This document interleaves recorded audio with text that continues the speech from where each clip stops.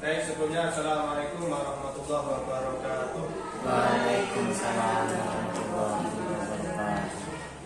Puji syukur kepada Allah Subhanahu wa taala yang telah melimpahkan rahmat sekalian kepada kita semua sehingga pada kesempatan pagi hari ini kita bisa berkumpul di kelas 4 tanpa suatu apapun. Salam salam sudah tetap tercurahkan kepada junjungan kita Nabi besar Muhammad sallallahu alaihi wasallam yang kita tunggu sapanya di yaumul kiamat. Yang pertama yang terhormat Ibu Kepala Sekolah Negeri Jember 2, yang kami hormati pula Bapak Ibu Guru SD Negeri Jember 2. Mohon izin untuk pagi hari ini saya untuk menyampaikan beberapa materi terkait dengan budaya positif di lingkungan sekolah atau di dunia pendidikan. Nah, untuk pada dewasa ini masih banyak kejadian-kejadian di sekolah yang sebenarnya itu bukan hal yang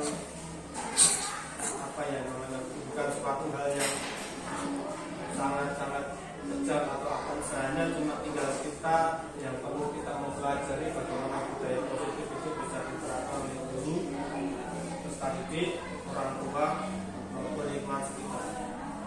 Saya kira Bapak Ibu Guru semuanya sedang menjalankan budaya positif itu, hanya saja mungkin materi yang disampaikan atau mungkin yang dipelajari belum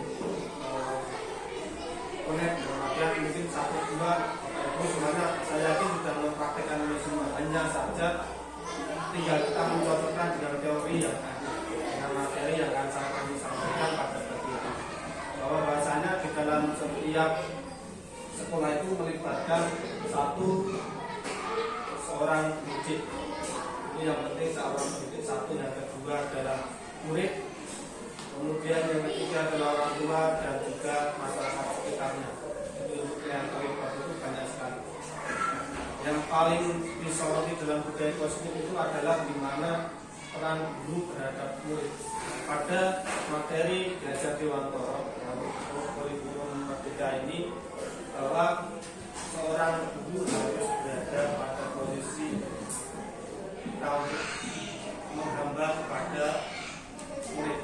Nah, kalimat menghamba ini kadang masih menjadi bahasan selara bahasanya. Kita menghamba itu hanya kepada Tuhan, tetapi kalau di sini kita bahasa di Indonesia itu menghamba kepada murid, bahwa kita harus berpihak kepada apapun yang kita lakukan itu demi kemajuan. Kemudian seorang guru tidak bisa menjadi seorang yang mengubah atau menjadikan sebuah murid menjadi yang diinginkan guru, tetapi kita seolah-olah seperti petani yang bisanya adalah bisa merabuk, memupuk, mengulas tanah dan lain-lain, sehingga padi itu akan tumbuh dari bibit padi yang dimulai disemai kemudian ditandur, kalau bahasa Jawa akan tumbuh akan menjadi bagus. Seorang petani tidak akan bisa mengubah padi menjadi melon dan cabai, tidak bisa. Hanya saja kita sebagai seorang guru ya seperti petani. Ilustrasinya seperti itu. Jadi kita tidak bisa mengubah anak itu menjadi yang diinginkan kita, tetapi kita bagaimana kita memoles anak itu biar bisa menjadi sebuah murid yang sejati. Nah, di sini peran guru sangat penting sekali untuk kita terapkan kepada murid. Untuk budaya positif juga sangat kental sekali, di mana bahwa kejadian di sekolah banyak beberapa kasus. Sebenarnya kalau di dunia pembelajaran itu tidak sebuah kasus. Kalau kita mengatakan itu sebuah kasus, berarti sekolah itu sebagai tempat kriminal, tempatnya terjadi sebuah kriminal. Ini hanya bahasa kita aja mengenai bahwa itu bukan sebuah kasus, tetapi suatu permasalahan atau mungkin seperti pertanyaan jangka di situ ada yang perlu kita bersihkan. Jadi bukan untuk kita hukumi, tetapi kita selesaikan. Nah, di sini yang harus kita tahu bahwa murid itu punya karakternya masing-masing. Seorang guru juga punya karakternya masing-masing. Tetapi saya pun tidak guru dan menerapkan. Nah, untuk masuk ke materi,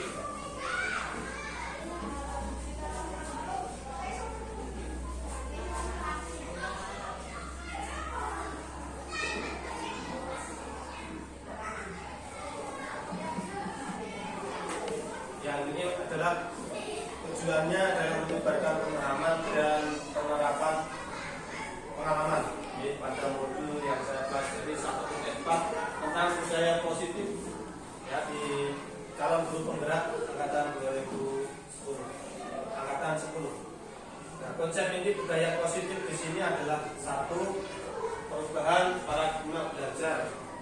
Di sini bahwa paradigma itu selama ini belajar itu tujuannya untuk mencapai nilai misalnya. Mungkin ada yang lain juga.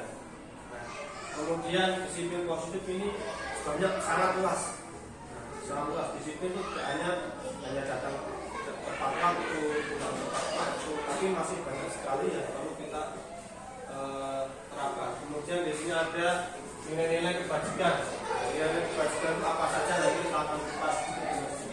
Kemudian nomor 4, kebutuhan dasar manusia. Dulu juga manusia, kemudian juga manusia. Kemudian nomor 5 adalah motivasi perilaku manusia. Nomor 6 adalah posisi seorang guru. Ini penting jadi juga nanti bagi kita untuk mendalami posisi seorang guru. Kemudian nomor 7 adalah keyakinan kelas.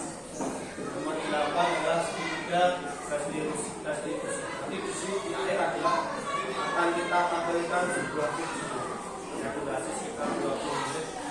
Nanti cukupkan saja. Dan durasi filmnya ada 2 jam sekian. Nanti bisa kita terapkan katasan. Film dari India. Dari India memberikan gambaran tentang sistem pendidikan. Pembelajaran dengan paradigma baru.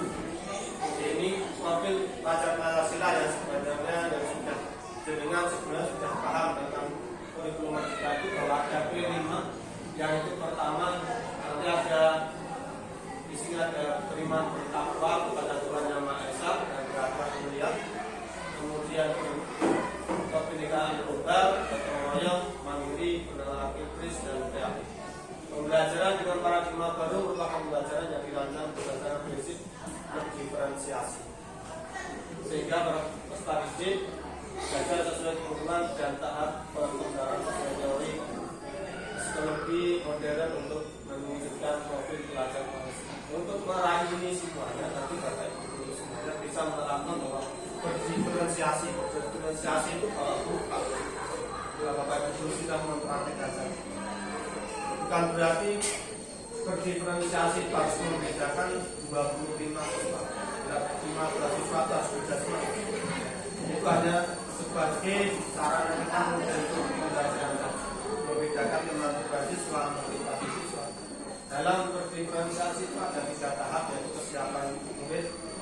Murid bisa belum siap seperti apa kita harus mengetahui, dan motivasinya murid, minat murid, dan yang terakhir adalah profilnya. Mana yang lebih mengena, ya profil belajarnya siswa itu seperti itu.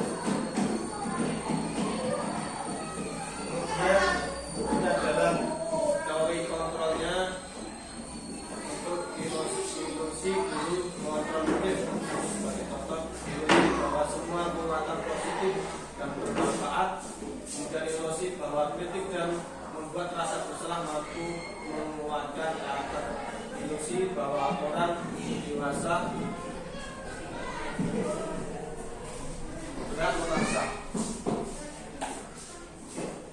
Nah, di sini ada 4 konsepsi tentang teori kontrol. Teori kontrol ini nanti akan diterapkan pada nanti akan lebih jelas lagi bahwa guru meletakkan dirinya pada murid apakah sebagai teman atau sebagai pembuat terhadap bersalah. Nanti atau luasnya kita sampaikan. Untuk mengubah paradigma tersebut, stimulus responnya atau pendekatan teori ini ada stimulus responnya, kemudian yang di sini ada teori kontrol. Contoh yang pertama, realitas kebutuhan kita sama, bahwa murid itu memiliki responnya itu realitasnya sama, tetapi secara kontrol realitas kebutuhan kita berbeda. Responnya mungkin bisa menyatakan sama-sama ingin belajar, tetapi secara kontrolnya bahwa mungkin itu beda kebutuhannya berbeda-beda. Ada yang ingin belajar seperti A dengan teori B, C, D, dan sebagainya. Kemudian yang kedua, semua orang melihat hal yang sama. Kemudian secara kontrolnya bahwa setiap orang memiliki gambaran yang berbeda. Kalau kita sama-sama meski menuju, tetapi kadang kita memiliki perbedaan, sejatinya memiliki